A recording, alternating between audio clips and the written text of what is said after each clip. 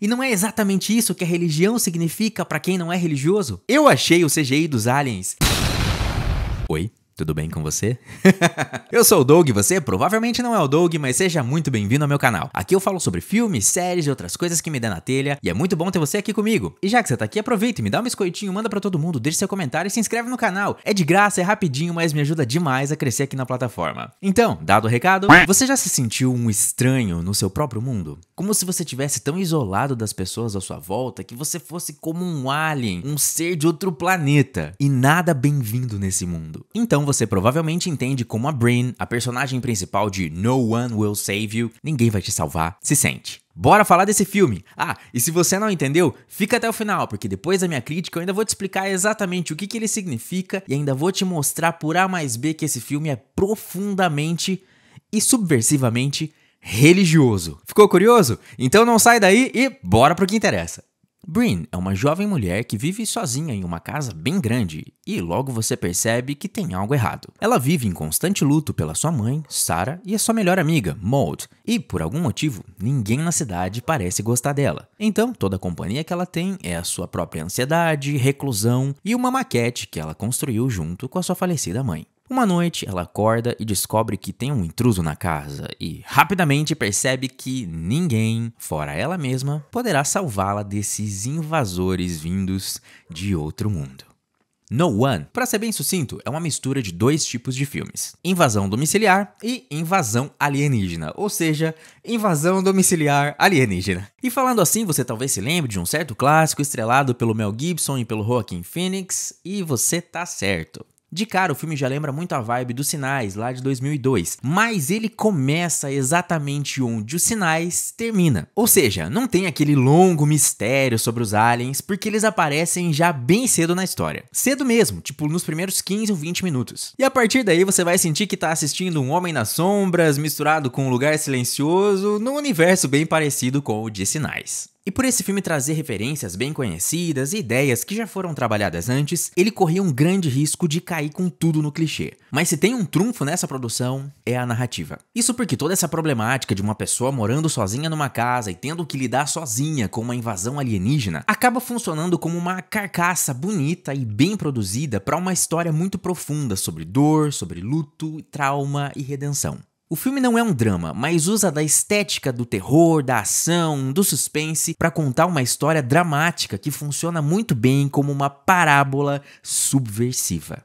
Agora, falando em gênero, eu devo dizer que a minha experiência foi muito mais com suspense do que propriamente terror. Por mais que haja, assim, momentos assustadores, boa parte do filme é construída na tensão e na expectativa constante de um perigo que é presente e que tá por vir. E aí, essa tensão pode culminar em sequências mais diretas que se aplicam ao terror, ao mesmo tempo em que esse terror tem reações intensas da personagem principal, o que pra mim deu um gostinho de filme de ação. Aquela ação de quem precisa se desdobrar para sobreviver a uma ameaça que é muito mais forte, entende o que eu quero dizer?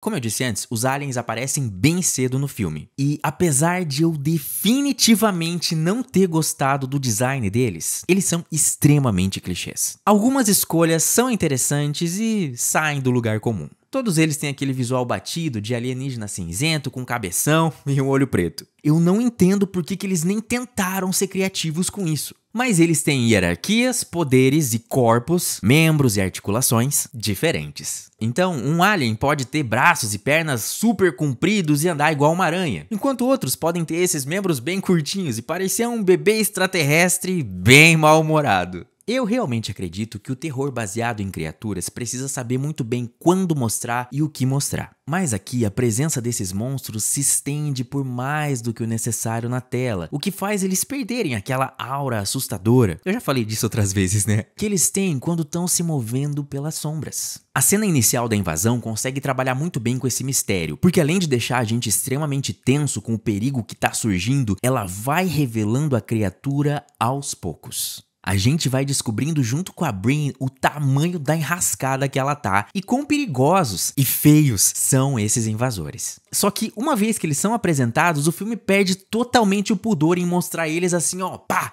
com tudo na nossa cara. E aí entra algo que pra mim é um dos grandes pontos fracos desse filme. Eu achei o CGI dos aliens pavoroso. Tá todo mundo já calejado de saber que quando precisa de CGI, eles fazem cenas noturnas pra esconder os detalhes, né? Mas aqui, mesmo com os aliens aparecendo só durante a noite, esse recurso não funcionou. Porque a aparência deles tá muito plástica, as texturas são meio esquisitas, e eu senti que eu tava assistindo um filme dos anos 2000. Resumindo, as criaturas que deviam ser o grande fator uau do filme, pra mim acabaram sendo só uns bonecos feios, resultados da falta de criatividade e de orçamento. Na parte da direção, o Brian Duffield fez um trabalho muito bom, mas se por um lado a direção é muito competente e variada, usando belos ângulos e tomadas, eu amei uma cena do início em que parece que a casa tá formando um rosto. E diferentes estéticas para expressar propósitos diferentes da narrativa. Às vezes o filme é bem sci-fi, às vezes parece um filme de possessão e outras vezes parece um filme de terror psicológico dramático. Ao mesmo tempo ele peca no ritmo, o que faz com que um filme de 1h30 às vezes pareça um pouco cansativo. Tem vários momentos no terceiro ato que eu achei que o filme tava acabando, mas aí sempre vinha mais coisa. E por mais que eu sei que muita gente vai ver isso como um ponto positivo, pra mim pareceu que ficou muita coisa pra ser resolvida no final. E aí o diretor precisou contar tudo de um jeito meio quebrado, fazendo com que o terceiro ato ficasse muito intenso, mas ao mesmo tempo muito truncado. Agora, sabe aquela frase, mostre, não diga? Esse filme é a coroação desse termo, porque ele praticamente não tem diálogos. Durante o filme inteiro, só 2 linhas de diálogo são ditas. E uma delas é só uma repetição da primeira. Do ponto de vista da direção, isso é um baita desafio, que acabou dando muito certo, porque a ambientação, o trabalho de som e a atuação da Kaitlyn Dever são tão excelentes que eu só percebi isso na hora que ela diz essas 2 frases. Na hora que ela falou, eu tive um clique tipo, peraí, eu não tinha ouvido a voz dela até agora. E quando uma atriz consegue te magnetizar falando 5 palavras durante o filme inteiro, você sabe que foi um trabalho muito bem feito. A personagem da Brin é uma mulher solitária, cheia de traumas, que precisa enfrentar sozinha tanto uma invasão alienígena na sua casa, quanto os demônios da sua própria mente. E a atriz transmite todos esses sentimentos com o seu corpo, sem dizer uma palavra sequer.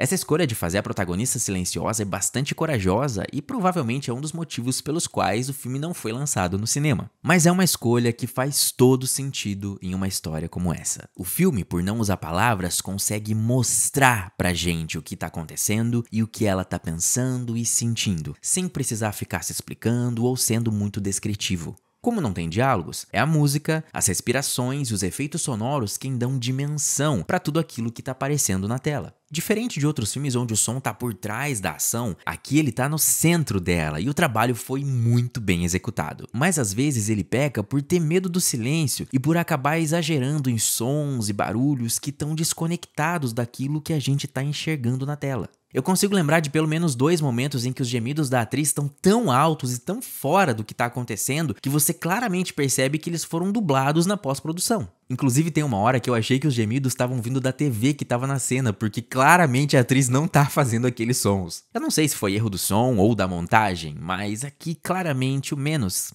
teria sido mais. No One é um filme com algumas ótimas ideias, outras nem tanto, mas que apesar dos seus problemas acerta em criar uma história realmente profunda, com muitas camadas que não ficam necessariamente claras, mas abrem margem para que cada um interprete conforme as suas próprias percepções. Quando o filme termina, você pode sair impactado ou entediado, mas dificilmente você vai sair sem alguns ou muitos questionamentos. A história realmente consegue mostrar como os demônios que estão dentro podem ser muito mais perigosos do que os alienígenas que estão do lado de fora.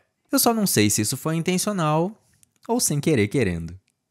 Agora eu vou te dizer a minha interpretação do final do filme e vou te dizer por que eu acho que ele é profundamente e subversivamente religioso, com muitos spoilers, é claro. Então, é por sua conta e risco. Antes de mais nada, o que aconteceu com a Maud? Quando os aliens invadem a mente da Brin, a gente, junto com eles, descobre que ela acidentalmente matou a sua melhor amiga Maud quando elas eram crianças. Por algum motivo, as duas estavam brigando e a Maud empurrou a Brin. Então, no impulso, a Brin pegou uma pedra e bateu na cabeça da Maud com ela, causando a sua morte. Isso foi um trauma tão grande que ela nunca mais conseguiu superar essa culpa. Por isso que ela parece ter parado no tempo, tendo uns trejeitos meio infantis e escrevendo cartas constantemente pra Maud. E é por isso também que as únicas palavras que ela diz no filme inteiro são "Me perdoe, Maud". Tudo que a Brin quer é uma chance de ser perdoada e de se perdoar. E o que significou o final? A Brin primeiro aprende a lutar contra os seus demônios e os seus traumas. A verdadeira luta dela durante todo o filme é contra a culpa que ela sente pela morte da Maud. Todas as vezes que a Brin ataca um alien, ela tá na verdade atacando seus próprios demônios e evoluindo na sua jornada de redenção. E é aí que entram os alienígenas. No fim fica claro que eles tomaram o controle da Terra. O próprio diretor afirmou que eles estavam numa missão religiosa, tipo quando os padres católicos vieram junto nos navios de Portugal e catequizaram os nativos aqui do Brasil. Quer uma prova disso? Você percebeu que antes de atacar, eles sempre fazem uma posição como se fosse de oração?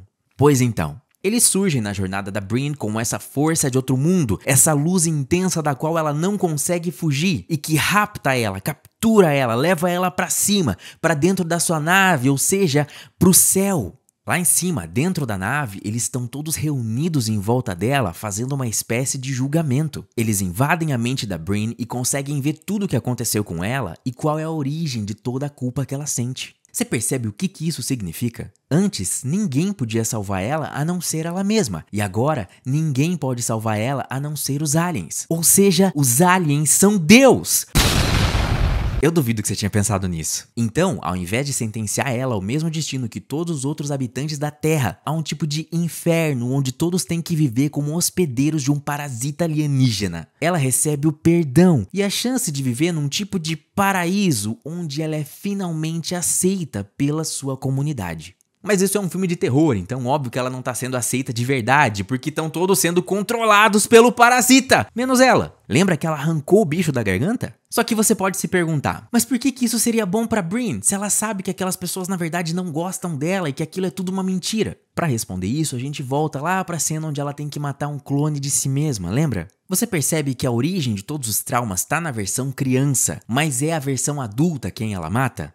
Isso pode significar que naquele momento ela está abrindo mão da sua liberdade, da sua independência, da sua maturidade e junto do trauma, da dor que a sua versão adulta carrega. Assim, a Brin aceita viver um tipo de infância eterna antes do momento do seu trauma, em um mundo de fantasia onde todos a amam e a aceitam, ou seja, uma versão real daquela maquete que ela criou com a sua mãe. Os aliens, depois de conhecer a mente e os sentimentos dela, perceberam que a Brin era uma humana que não fazia parte da sociedade que eles decidiram controlar. Ela já era um alien na sua própria comunidade. E como eles não tinham nada a ganhar ou perder matando ela, eles deram pra ela a chance de ter uma vida feliz, de viver em um paraíso onde ela pudesse se alienar da sua dor. E não é exatamente isso que a religião significa para quem não é religioso? Um conceito de escapismo ou fantasia onde você pode depositar suas esperanças para tornar mais fácil lidar com a dor da realidade. No fim das contas, No One Will Save You é um filme subversivamente religioso, porque ele fala da redenção e do perdão através da dor.